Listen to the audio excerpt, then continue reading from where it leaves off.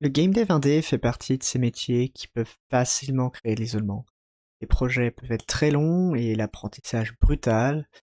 Donc, comme beaucoup dans le milieu, j'ai expérimenté les conséquences de l'isolement et j'ai dû trouver des solutions. En vrai, c'est pas vraiment un sujet qui est unique au game dev, c'est surtout un sujet qui touche à tout ce qui est travail à la maison ou travail à distance. Donc il y a plein de solutions qui vont plus ou moins fonctionner d'une personne à l'autre, mais dans cette vidéo, je vais vous parler d'un sujet en particulier, le coworking en stream. Je vous présente ce sujet parce que c'est celui qui m'a le plus débloqué à une époque. Le principe c'est vraiment simple, c'est de rejoindre des séances de coworking en ligne.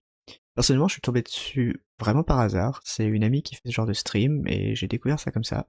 Et vraiment, c'était génial. Le principe d'un stream de coworking au sens large, c'est vraiment vague, il n'y a pas vraiment de règles. Mais dans notre cas précis, je vais parler plus particulièrement des streams qui utilisent la technique du Pomodoro. C'est probablement une branche des streams de cowork, j'ai juste pas vraiment fait de recherche sur le sujet parce que c'est le seul élément qui m'intéresse ici. L'avantage du Pomodoro, c'est des phases de silence pendant le stream. Alors ça peut paraître un peu bizarre de vanter le silence pour un stream, mais vraiment ça fait partie du concept. Déjà, le Pomodoro, c'est quoi? C'est une technique de gestion de temps dans laquelle on découpe notre temps de travail en petits morceaux qui vont être séparés de courtes pauses. Généralement, on a des séances de 25 minutes pour 5 minutes de pause, mais dans le contexte des streams, les pauses peuvent être un peu plus longues, histoire de prendre plus de temps pour discuter. L'idée de base, c'était de trouver une méthode pour aider les gens qui ont des difficultés à se concentrer et à gérer leur temps. Et franchement, sur ce sujet-là, ça marche vraiment bien. C'est un peu compliqué au début, mais une fois qu'on s'est mis dedans, c'est hyper efficace.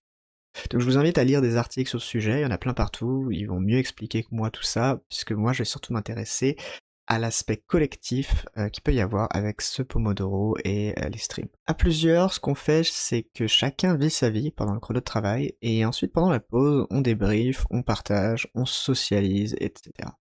Avec le temps, on crée des liens avec les habitués, on peut suivre l'avancée de leur travail et inversement, mais vraiment, ça vient créer un lien social qui est construit autour du travail. Et ça, c'est extrêmement important.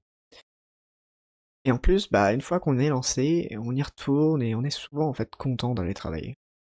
Donc, le Pomodoro, ça reste une technique qui est relativement neutre, qui ne sert qu'à gérer le temps, donc on peut s'en servir pour faire tout et n'importe quoi. Game dev, ménage, écriture, peinture, papier, URSAF, tout ça, tout ça. Donc ça permet déjà de continuer à participer même si vous faites autre chose que votre game dev, même si vous faites votre travail alimentaire, mais surtout ça vous permet de créer du lien avec des gens qui font pas forcément du game dev. Donc en ce qui me concerne, je viens seulement de lancer cette chaîne, pour l'instant je me concentre surtout sur les vidéos, mais très vite vont arriver les streams et je vais très certainement faire des streams de coworking en Pomodoro. Je vais en rester là pour cette première vidéo sur le phénomène d'isolement dans le game dev indé.